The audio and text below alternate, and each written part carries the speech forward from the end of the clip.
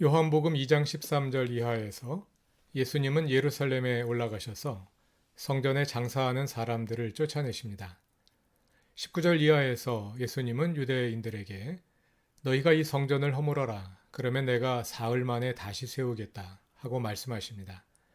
그리고 21절은 예수께서 성전이라고 하신 것은 자기 몸을 두고 하신 말씀이라고 설명해 줍니다.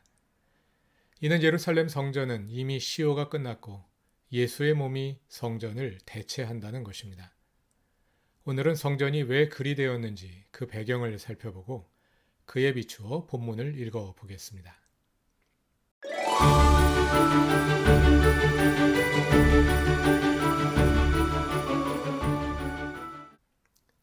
성전의 원형은 광야 시대의 성막입니다. 하나님은 본래 시내 산 위에 계셨습니다. 그런데 모세를 시켜서 성막을 만들게 하시고 거기에 오셔서 모세를 만나셨습니다. 성막, 그리고 성전의 존재 이유는 하나님께서 그 백성을 만나시고 하나님의 백성이 그 만남에 걸맞은 삶을 살게 하는 것입니다. 성전 그 자체가 무엇을 보장하는 것이 아닙니다. 하나님께서는 솔로몬이 첫 성전을 지은 후에 이 점을 분명히 가르쳐 주셨습니다. 열왕기상 9장에서 하나님은 성전을 거룩하게 구별하고 하나님의 눈길과 마음을 이곳에 두겠다고 하십니다.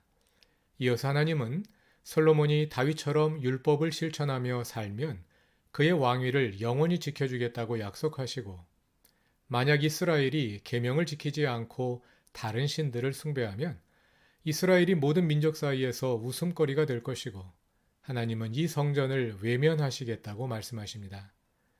하나님은 성전을 지은 보상으로 무엇을 약속하거나 보장해 주지 않으십니다.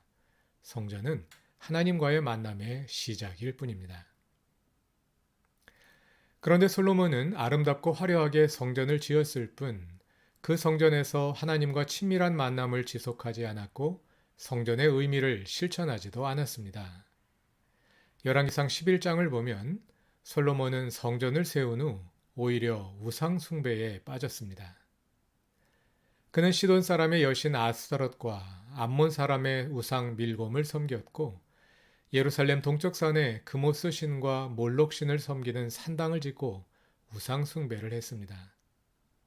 성전은 그저 솔로몬이 세운 많은 건물들 가운데 하나일 뿐이었습니다.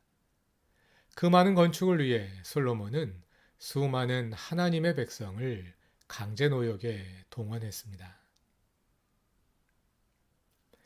성전의 원형이 되는 광야의 성막으로 돌아가 봅시다. 솔로몬의 성전에 비할 때 광야의 성막은 매우 초라했습니다. 그러나 성막 위에는 하나님의 임재를 상징하는 구름이 머물러 찬란한 영광의 빛을 발하고 있었습니다. 이스라엘이 광야에서 40년을 지내는 동안 하나님께서 성막을 통해 이스라엘 가운데 임재하셨습니다. 열왕기상 8장을 보면 솔로몬이 성전을 완공하고 주님의 언약궤를 지성소에 들여놓을 때도 주님의 영광을 보여주는 구름이 성전에 가득 찼습니다. 그러나 그 후에는 성전에 하나님의 임재를 보여주는 언급을 찾아보기 어렵습니다. 오히려 그 후에는 성전이 약탈당하고 훼손되는 내용이 이어집니다. 남유다 왕 아사는 시리아와 동맹을 맺는 대가로 성전의 은과 금을 가져다 줍니다. 아하스는 시리아의 공격을 막기 위해 성전의 은과 금을 아시리아에 가져다 주고 도움을 청합니다. 그리고는 아시리아에 잘 보이기 위해 성전 기구들을 아시리아식 기구들로 교체해 버립니다. 히스기야 왕은 예루살렘이 아시리아에 의해 포위당하자 성전 문과 기둥에 입혔던 금을 벗겨서 아시리아 왕에게 바칩니다. 그나마 남아있던 성전 기구들은 예루살렘이 함락된 후 바벨론 군대가 모두 약탈해 갑니다. 이렇게 성전은 그저 이스라엘이 소유하고 있던 호화 부동산이자 귀금속 보관 창고일 뿐이었습니다.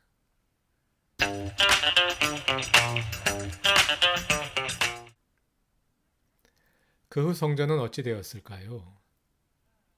에스겔서는 하나님께서 성전을 떠나시는 모습을 환상으로 보여줍니다.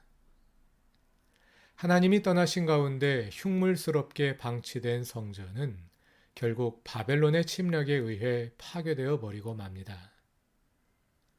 유대인들은 포로로 잡혀갔다가 돌아온 후 스룹바벨의 주도를 따라 제2성전을 건축합니다. 그 성전의 봉헌식 장면이 에스라서 6장에 나오는데요. 이상하게도 이 장면에는 하나님의 영광이 성전에 임하시는 장면이 나오지 않습니다.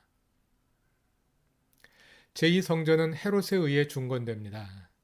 이둠의 사람이었던 헤롯은 유대인들의 환심을 사기 위해 솔로몬 성전보다 훨씬 더 크게 지었습니다.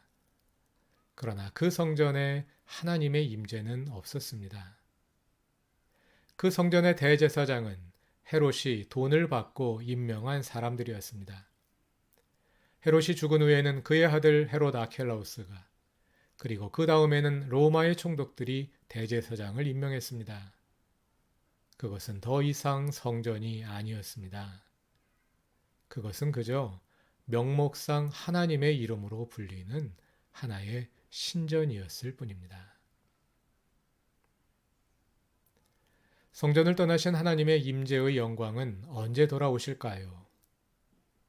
요한복음은 그 질문에 대한 답입니다. 그 말씀이 육신이 되어 우리 가운데 사셨습니다. 여기서 사셨다로 번역된 헬라어 동사 스케노는 하나님의 임재를 함의합니다.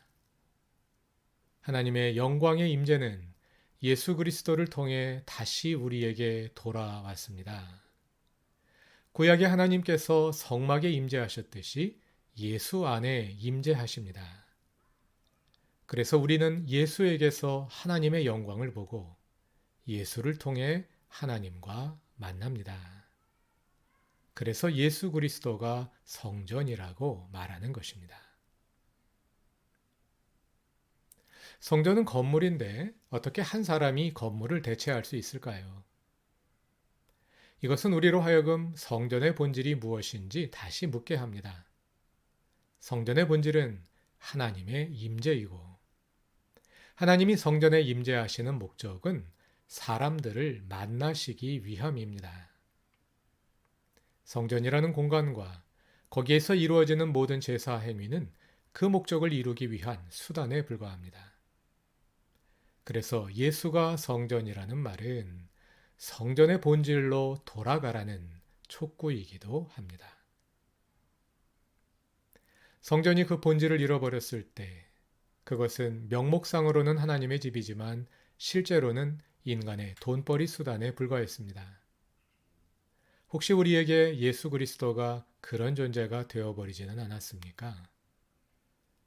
이름은 예수이지만 사실은 헤롯 성전과 같이 우리의 욕망을 투사하여 만들어낸 허구에 불과한 그런 존재 말입니다.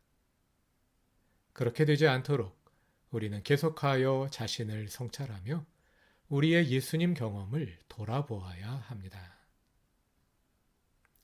요한복음은 반복하여 우리에게 촉구합니다. 예수를 보라. 예수를 경험하라. 예수에게서 빛나는 하나님의 영광을 보고 예수를 통해 하나님의 임재를 경험하라.